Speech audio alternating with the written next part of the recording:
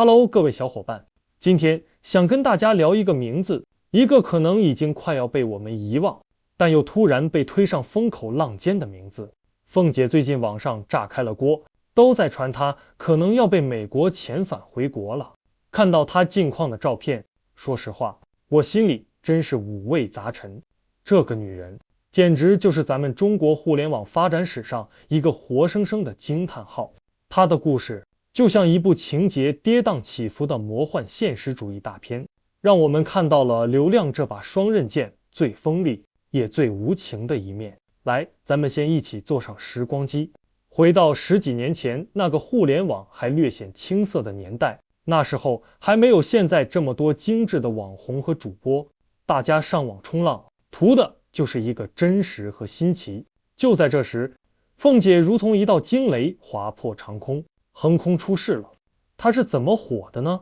靠的是征婚，但那不是普通的征婚，那简直是一份投向整个社会的战书。她提出的那些条件，现在想起来都觉得不可思议。必须是哈佛、牛津这样的世界顶尖名校毕业的经济学硕士，身高的1.8米往上，还得帅得惊天动地。最重要的是，人家压根儿没瞧得上我们这些凡夫俗子，目标直指那些功成名就的大人物。这些要求和他自身极其普通的条件之间，形成了一道巨大的鸿沟，就像一座拔地而起的山峰，突兀又刺眼。这种强烈的反差感瞬间引爆了整个网络，大家一边觉得荒诞可笑，一边又忍不住去关注。它就像一个漩涡，把所有人的目光都吸了进去。一夜之间，他成了那个时代的顶流，一个现象级的人物。但他的红是一种特殊的红，我们现在管这个叫黑红。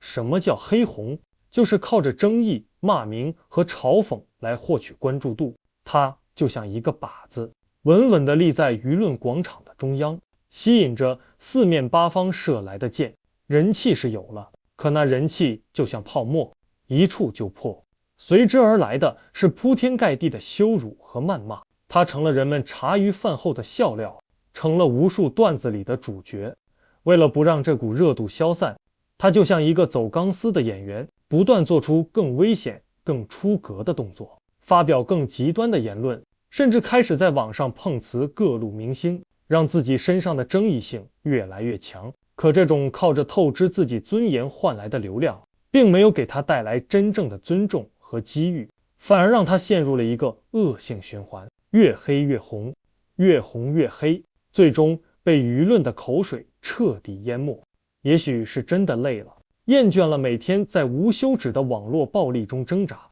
又或许是他心里那个美国梦的火苗一直在燃烧。他最终做出了一个让所有人都没想到的决定，远走他乡，去了美国。他大概是想换一个环境，就能把过去的一切都洗刷干净，能像电影里演的那样来一个华丽的逆袭。然而理想是丰满的，现实却骨感的让人心疼。美国那片土地并没有因为他曾经是中国的网络红人就对他格外开恩，语言不通，没有拿得出手的学历，更没有人脉资源。他昔日那点名气在大洋彼岸一文不值，他就像一棵被连根拔起的大树，被扔到了一片陌生的土壤里，只能靠着最原始的本能去生存。于是我们看到了一个完全不同的凤姐，一个在美甲店里为人修剪指甲的凤姐，一个在理发店里弯腰为客人洗头的凤姐，一个为了生计奔波，被生活磨平了所有棱角的普通劳动者。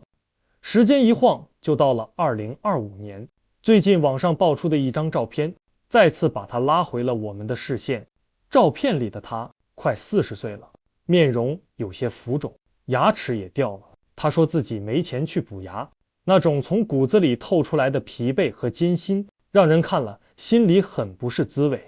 这和他当初那个想要逆风翻盘的豪言壮语，形成了多么讽刺的对比。更让人唏嘘的是，现在传出他可能因为身份问题要被遣返回国，这个消息像一块巨石投入水中，激起的不仅仅是涟漪，更是对他这10几年人生的无限感慨。说真的，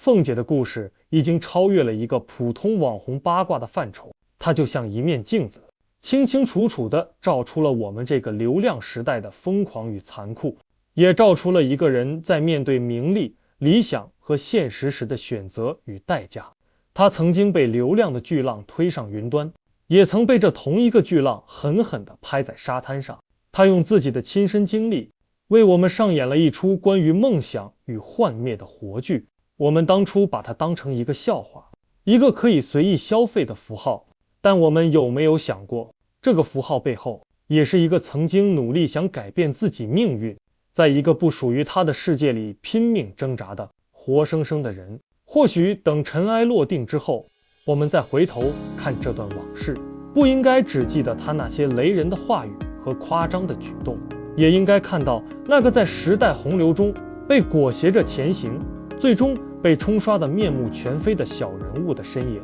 不知道大家对这件事有什么想说的，欢迎在评论区里和我一起聊聊。好了，我今天就讲到这里，谢谢各位。